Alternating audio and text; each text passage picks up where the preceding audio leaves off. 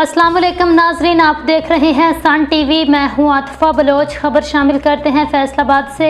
FDA के encroachment अमले ने गुलफिशां कॉलोनी कमर्शियल मार्केट में सड़क पर कच्ची पक्की तजावुजात के खिलाफ ऑपरेशन किया, लेकिन ऑपरेशन के चंद मिनट बाद ही तजावुजात माफिया ने सड़क और ग्रीन बैलेट एरिया पर दोबारा से तजावुजात बना ली। अमला एफडीए की दुकानदारों से मिली भगत और बराए नाम ऑपरेशन की वजह से दुकानदार सरेआम खिलाफे कानून तजावुजात बना लेते हैं। Chehra paan shop, welcome sweets, tasty burger and shawarma, Almadina fried chicken, Sindhi biryani shop, Taiba restaurant और दर्जनों दीगर दुकानदारों ने नजायज़ कच्ची पक्की तजावुजात बनाकर हुकूमती इंक्रोचमेंट फ्री पंजाब के इकदामात को हवा में उड़ा रखा है। डायरेक्टर एफडीए से अवाम ने गुलफिशां कॉलोनी कमर्शियल मार्केट से हर किस्म की तजावुजात को मुकम्मल तौर पर ख़त्म करने का मुतालबा किया है, ताकि वज़ीर आला पंजाब को साफ़ सुथरा पंजाब मुहिम कामयाब हो सके।